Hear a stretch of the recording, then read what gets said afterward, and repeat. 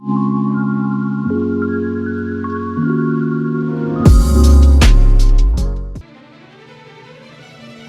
年代，台湾织品出口占总出口值的20%以上，纺织业是缔造经济奇迹的幕后推手。但是随着时代的更迭，在2012年竟然跌落至仅占3.9%，成为人人口中的夕阳产业。不少企业在这波危机里面被淘汰，但是也有企业改变制造思维，成功的将危机变转机。公司在2013年看过德国发表的工业4.0之后，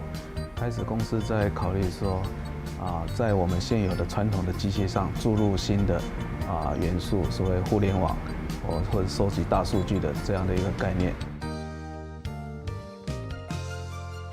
设备大厂深耕业界多年，早已经为成衣制造的每一道工序开发了自动化的机械设备，如今再导入 AI 智能，更是如虎添翼了。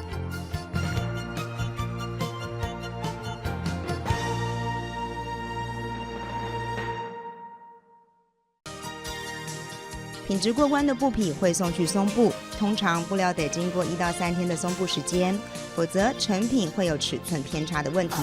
而松过布后就可以拉布和剪裁了。自动裁剪机跟自动拉布机这是开发的话困难度比较高的2个产品。因为布料成衣业布料千奇百怪，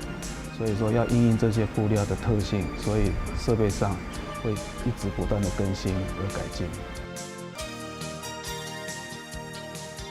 关于拉布机和裁剪机是设备大厂的明星产品，已有着30多年的研发基础。无论是拉布机的展布效果，或是裁剪机的互联网串联功能，都成为领先业界的专利技术。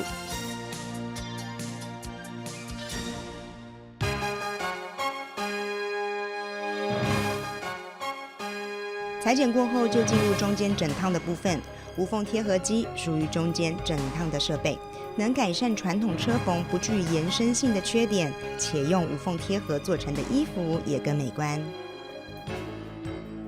传统的这里都会有有2道车缝线，但这个没有。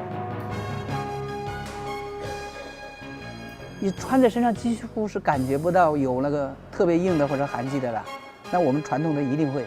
感觉到这里有一节会舒服。而最后成品经过熨烫、包装出货前，还有一道重要的程序，就是检针，检查衣服里面是否还有断针和碎片。此外，为纺织业提供热能的锅炉，在这里除了自制自产，也以低污染燃料加以改良，让应用广泛的锅炉能够更符合现代环保要求。锅炉的部分，它是提供蒸汽及热能的设备，那这个运用的范围相对也比较广泛，不是只有在我们的这个服装企业，包括就是很多的企业都可以运用得到这个所谓的锅炉设备。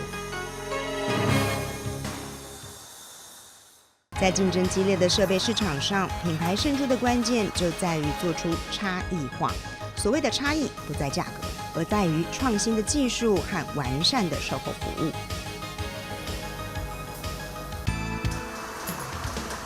在比较大型的机器，因为我们现在开始注入互联网的功能，所以在远端监控、远端遥控的上，我们都有这样的一个软体来帮助客人解决问题。在产品售出之后，以服务为导向，为客户提供附加价值，也透过大数据搜集来优化设备。